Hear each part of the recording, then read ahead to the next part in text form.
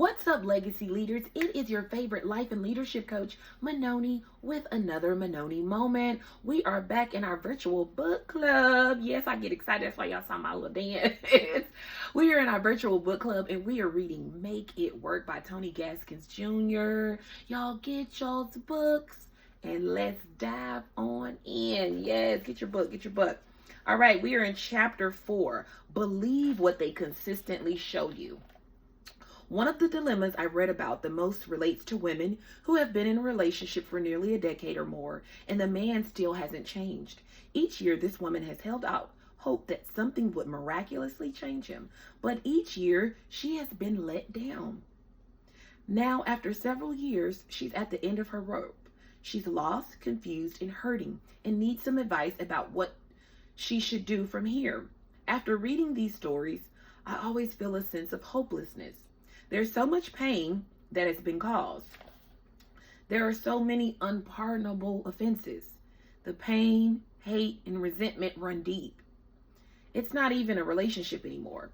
It seems like an emotional torture experiment being run by some prestigious university. It makes me count my blessings, but it also makes me hurt to know that so many people are suffering through this type of existence and calling it love.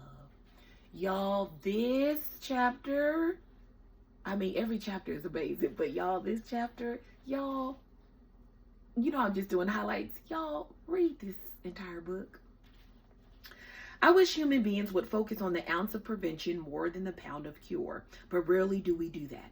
If you look all the way back to the first date, you may be able to see some things you missed the first time. First, you have to recognize what was shown to you. Then you have to recognize the things the other person continuously shows you. A person can't help but be who he or she is. A person playing a role will eventually forget their act. A person can't help but be who he or she is. Pay attention. All right? Let's look at some common behavior traits, personality traits, and habits. All right, first up, arguing and debating. When talking to a person you've just met and are considering dating, pay attention to how often they oppose your thoughts. It's great to have someone who speaks his or her mind. How do they voice their opinions? Are the opinions based in reality? Can you see their points? Can you respect their points?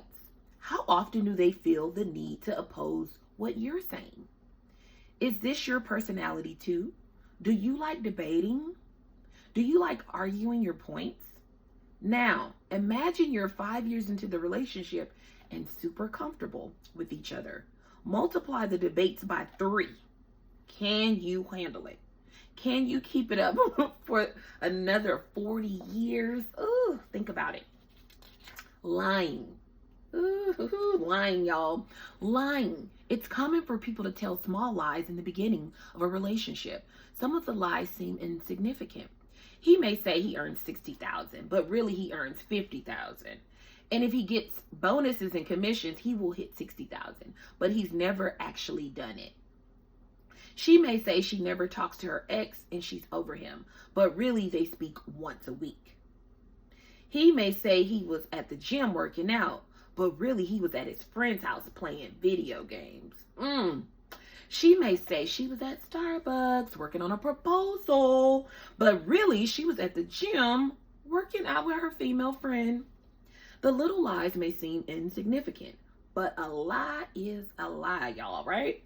Little lies eventually become big lies. You catch the other person in a lie, but you ignore it because it seems so pointless. You're baffled at why someone would think even to lie about something so simple. A lie is hiding something. A lie is a clue to something much deeper.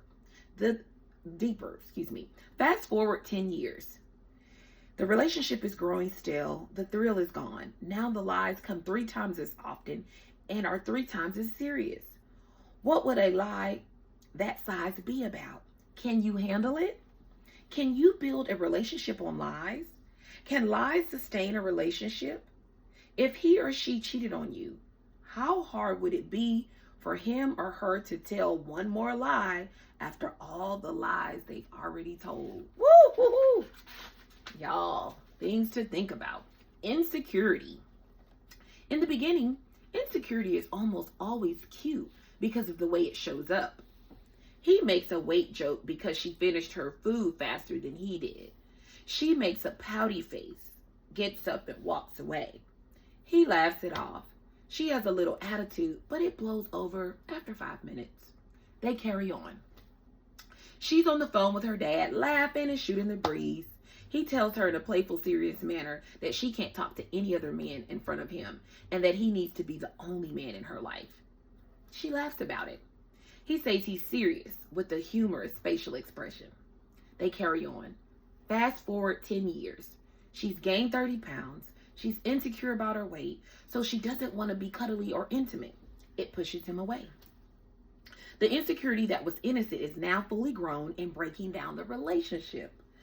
At around the same time in the relationship, she's the team mom of her son's football team. She's talking to the coach about the next practice. After she's done, her man looks at her with a rude look. Oh. She asks him, "What's wrong?" His insecurity makes him give her the silent treatment for the next hour. She realizes it's because he's implying that she's attracted to her son's football coach. The insecurity that was once cute in the beginning, right in that first month, is now scary and sad. Excessive cursing and name calling. He loves to tell jokes and always interjects curse words to make it funnier. She loves to curse to sound like a cool chick. They have a good time using the street slang and the internet meme curse phrases of the month. Fast forward 5 years. They are extremely familiar and comfortable with one another. They're arguing, and he calls her a bitch. All right. She hurls a few choice words of her own in his direction. They both take the words to heart. The words become weapons, and they wound.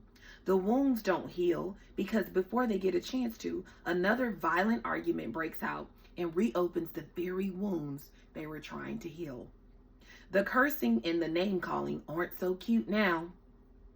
Drinking and using recreational drugs. It's fun. It's cool. It's normal. Everyone gets drunk on the weekends. Everyone smokes weed, or so they say. Fast forward 10 years. What was recreational is now a necessity. When the alcohol or weed isn't in the system, the boat rocks. People are moody, on edge, feisty, and fed up. They said it was just for fun and a pastime, not actually a habit. They said they didn't need it and could quit at any time. Now it's a necessity. Now the baby is inhaling smoke or lying on the skin of a marijuana-filled pour. Ooh. The recreational fun is suddenly a serious problem. You're asking the other person to stop smoking or drinking, but your partner doesn't see the problem. You want to raise a happy, healthy, functional family, but the substances seem to have too much control. You missed the signs. The crushable friends. He had a lot of female friends who used to like him or vice versa. She had a lot of male friends who once made a pass or two at her. It's all part of fun conversation. Everyone knows everyone. Everyone is cool. Fast forward 10 years and the inappropriate gestures and conversation that you let fly a while back have resurfaced. Due to complacency, your relationship is struggling. The crushable friend has been waiting in the wings, still single and always ready to console. How many of us have had that experience? Now the friendship seems to be something more. It's crossing the line, and the confidentiality they are keeping is making you uncomfortable. You ask that it be cut off, but at this point it seems the crushable friend has more value than you do. The third wheel parent. She talks to her mom 4 times a day. He talks to his mom 4 times a day. All is cool. It's cute that he's so close to his mom. It's cute that she and her mom have that close sisterhood.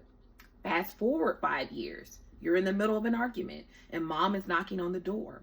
You have to stop the conversation because mom has popped up unannounced. This happens over and over again.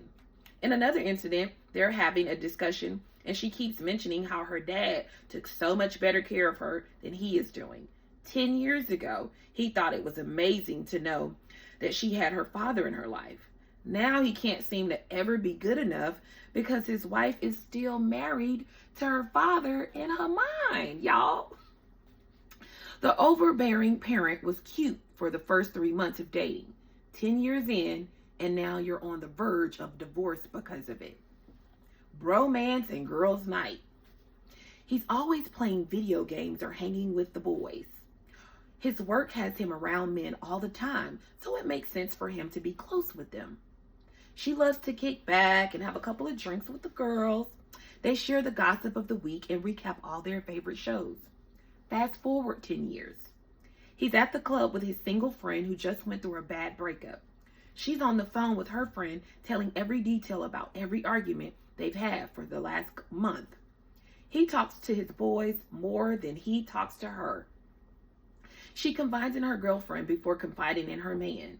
They get more satisfaction from their friends than they do from one another. It was great to have friends in the beginning, but they never found balance. Now it seems like they'd be better off dating their friends than being in a relationship with each other. Y'all, woohoo, these behaviors, these traits sound familiar? I'm a believer in change because I changed drastically. People who knew me before my marriage don't recognize the man that I became in marriage. I am a completely different person. The desire to change was inspired by my wife's demand to be loved on the level she deserves. Yes, I desire change, but I changed for more than just myself. My wife was the ultimate inspiration. Change is possible. Change can happen. Y'all feel good, right? Change can happen. Yes, we want to believe who people show us they consistently are, but we also want to know that change can happen, right? But on the contrary, right? If a person refuses to change, there's nothing you can do about it. If a person refuses to change, there's nothing you can do about it, okay? Prayer will not change a person who is unwilling to change, okay? Sticking around will not change a person who is unwilling to change. Having children will not change a person who is unwilling to change. Nothing can stop a person from remaining the same or from changing if that's what he or she desires, y'all. As a man thinketh, so is he. Let anyone who refuses to change remain the same. And y'all, chunk them the deuces. Chunk them the deuces. God bless you on your journey. Y'all keep it moving. All right, y'all, that is it for chapter 4. Yes, I am going to review chapter 5 in our next Virtual Book Club episode. All right, y'all, I love you. Know that I'm praying for you. Y'all read y'all's Bible continuously. Y'all pray over yourself. Be excellent. Be kind. Read books like this. Y'all feel good. Be optimistic. And I will talk to you soon. Mwah. Bye.